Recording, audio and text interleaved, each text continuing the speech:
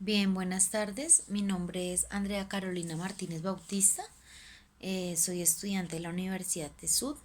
Actualmente pues curso cuarto semestre de la maestría en educación. Y pues quiero iniciar este video hablando pues de las reformas de la educación que ha tenido Colombia, puesto que son varias, ¿no? Y considero que cada una de esas reformas en nuestro país han sido pensando en una mejora a la educación como tal, a los propósitos que se tienen. Cada una de ellas pues partiendo de lo que tiene que ver con el contexto en el que se hizo tal reforma, en el ajuste que se hizo tal reforma. Eh, es importante mencionar que, aunque suena redundante, que cada una de esas reformas y todo lo que se hace pensando en el bienestar o en la calidad de vida que tiene el país o que puede mejorar el país, los propósitos. Por eso es que también se debe mencionar que tiene fines políticos y económicos. Bueno, entonces una de las reformas que tenemos acá o que tuvimos, ¿cierto? Es la reforma Santander de 1819 a 1841. Digamos que esta reforma fue muy autoritaria, por decirlo así, porque se enfocó mucho en lo que tiene que ver la moral, en en buscar la verdad del Estado. Entonces todo se regía hacia el Estado y la importancia de la Iglesia Católica en la educación. Entonces imaginémonos la moral, la iglesia, lo que tiene que ver con con la religión y la verdad, la verosimilitud del Estado. Entonces son tres aspectos amplios en donde pues si vemos estuvo harto tiempo, ¿cierto? Duró harto tiempo y pues eso se da de acuerdo a las políticas y las necesidades que está atravesando el país. Tenemos otra de 1842 al 48, Reforma Ospina. Digamos que acá se inicia como tal una educación provincial, de provincia, en donde se busca pues llegar a muchos lugares, ¿cierto? En donde nadie se dice que nadie pudiera quedar sin educación, que todos tuvieran acceso a la educación. Tenemos otra reforma que es la libertad de enseñanza y la municipalización de la escuela primaria, 1848 al 68. Entonces digamos que acá se autoriza como tal a los colegios otorgar grados académicos. ¿Mm? Es como tal. Al pasar del tiempo nosotros vemos y las reformas vemos que cada una de ellas pues nos llevan o nos constituyen y nos acercan más a lo que somos actualmente. Obviamente sabemos que tenemos muchísimas falencias y que cada día estamos en un proceso en donde queremos es apoyar y mejorar esta educación. Para esta época también, del 48 al 68, se brinda o se ve la educación como una empresa. Entonces muchas entidades comienzan a organizar colegios privados y todo eso para generar cierto tipo de dinero, ¿no? Como por prestación de servicios y demás. Tenemos por acá también entonces otra reforma que se llama instruccionalista del gobierno radical del 68, 1868 a 1892.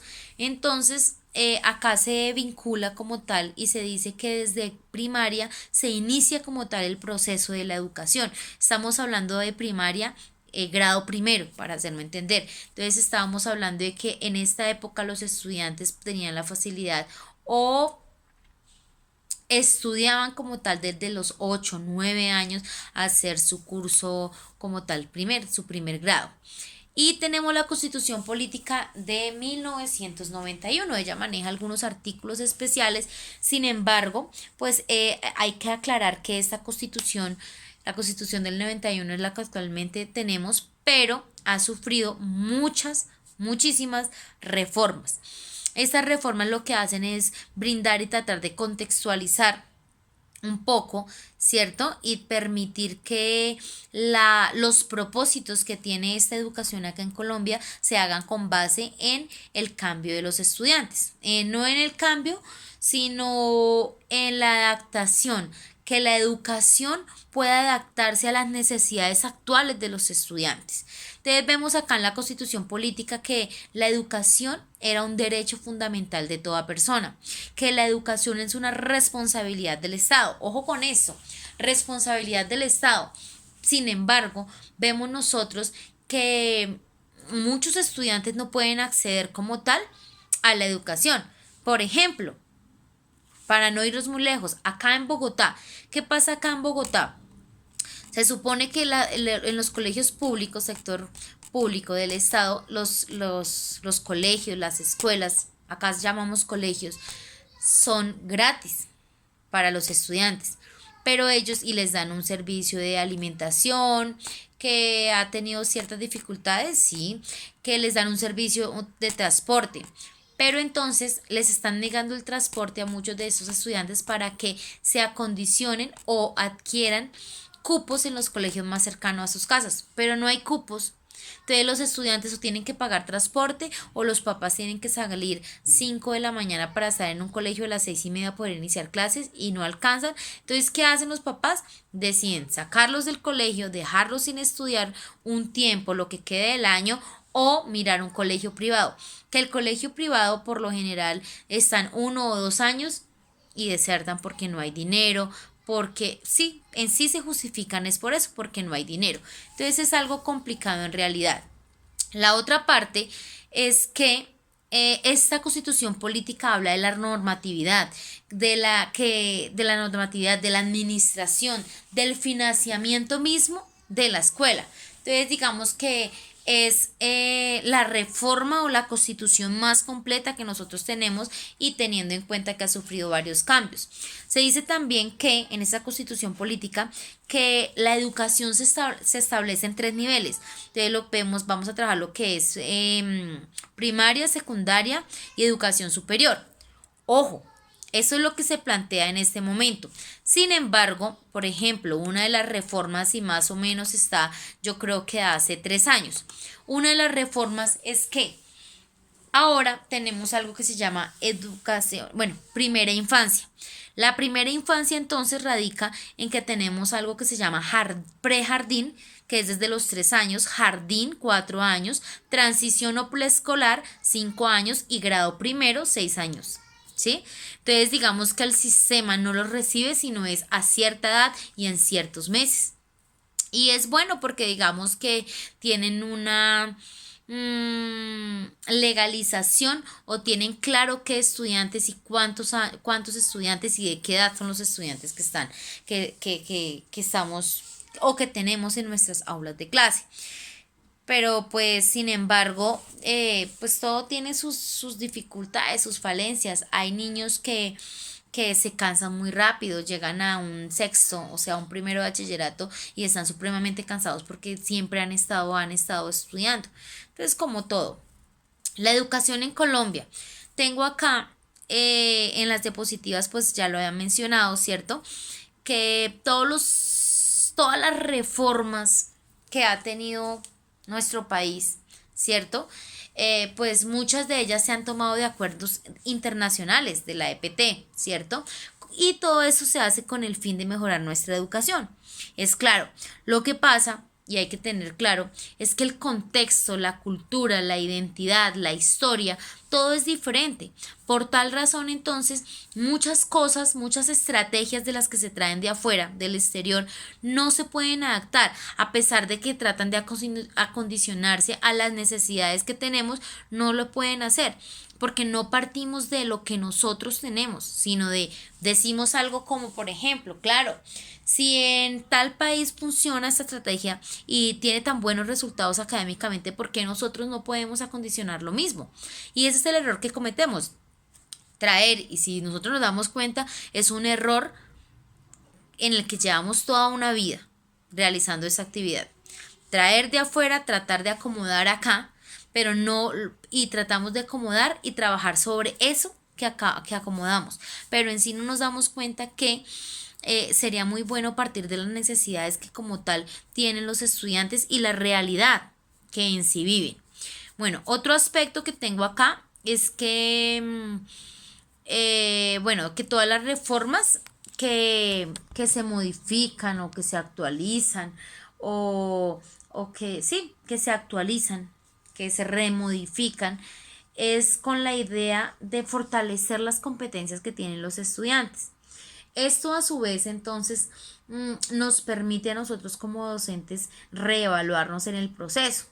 y ahí entraría, bueno, ahí hay muchas, digamos que muchos aspectos a reevaluar, a tener en cuenta, porque si nosotros vamos a mirar, entonces vamos a decir, bueno, ¿qué es lo que está pasando como tal con la educación?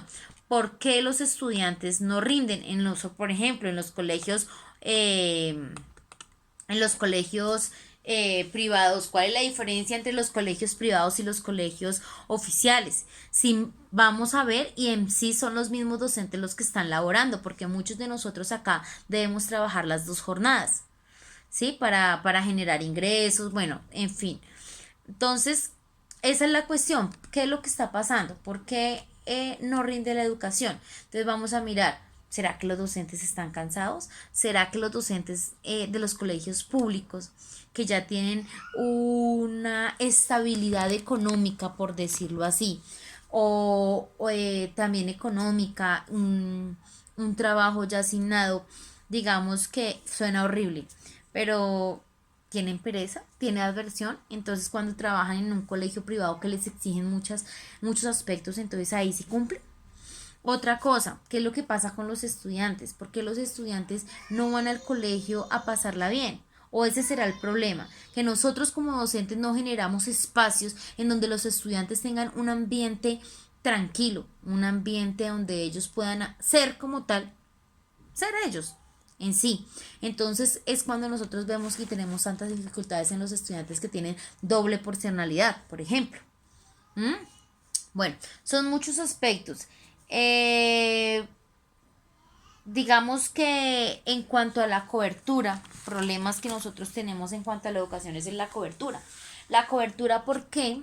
Mm, se quisiera que la educación o la escuela llegara a los lugares que se necesita, pero vemos que hay estudiantes que deben caminar 2, 3 horas para llegar a sus escuelas. Entonces ellos terminan estudiando medio año y dejan de estudiar por el espacio, por el tiempo. Y sé que es difícil si nosotros miramos ahora las condiciones mismas en la universidad, por ejemplo, en la universidad, para que uno acceda a un proceso o a una carrera como tal, debe haber cierta cantidad de estudiantes. Y claro, es entendible porque los docentes, por muchas cosas, pero y entonces los estudiantes que en verdad quieren participar de esta actividad, generar nuevos conocimientos, nuevas estrategias, nuevos proyectos. No más ahí es donde debemos mirar. Por eso, pues la educación ha tomado un giro o un rumbo diferente. Digamos que se generan diferentes espacios en donde podemos tener educación a distancia, educación virtual, y digamos que ayuda mucho. Otro aspecto que es difícil son el problema de los recursos. Y digo recursos porque no todos los colegios, no todas las escuelas, las instituciones educativas, si voy a comparar lo rural, por ejemplo, con lo urbano, no todo cuenta con los mismos recursos. Entonces eso hace que todo sea diferente. Pero si vamos a mirar entonces un poco lo que tiene que ver con la calidad de la educación, ¿cierto? Vamos a mirar la calidad de la educación y podemos ver entonces que, claro, el Ministerio de Educación, todos los entes que tienen que ver con este tema se preocupan mucho por mirar qué es lo que está pasando con nuestros estudiantes, qué es lo que pasa, por qué no rinden, por qué no pueden contestar, por qué no pueden tener las competencias para asumir con responsabilidad sus procesos ya en cuanto a su adultez, por ejemplo, que tienen tantos problemas en la adolescencia. ¿Sí? Y vamos a mirar y es que en la misma escuela, en muchos colegios, por ejemplo religiosos, nos damos cuenta que excluyen a cierto tipo de estudiantes, tal vez por su condición sexual, es lo que más se ve, ¿cierto? Por su forma de pensar. Y entonces eso hace que se generen diferentes espacios, diferentes colegios y que los colegios estén marcados por el tipo de persona que somos. Entonces, si hay personas homosexuales, entonces por lo general van a ir a cierto colegio donde no tienen dificultad con eso. Si hay personas que en sí su forma de vestir, su forma de hablar, su etnia, entonces ciertos colegios les permiten esas actividades, pero entonces ahí es donde nos damos cuenta que nosotros como docentes, como colegios, estamos siendo excluyentes en algunas cosas. No digo que todos porque no es la finalidad de todos ni todos lo hacen. Bueno, digamos que cuando hablo de las estrategias que traemos del exterior, nosotros los colombianos, no quiero decir que no todas funcionen o que no todas sean buenas. Lo que pasa es que muchas veces nos limitamos a decir, es que en ese país sí funciona esta estrategia, hagámosla, pero nunca nos detenemos a pensar, pero ¿por qué sí está funcionando? ¿Qué es lo que pasa? Cuando presentamos las pruebas PISA nos damos cuenta, ¿qué es lo que pasa? ¿Por qué? Simplemente porque, por ejemplo, las pruebas PISA son realizadas con base en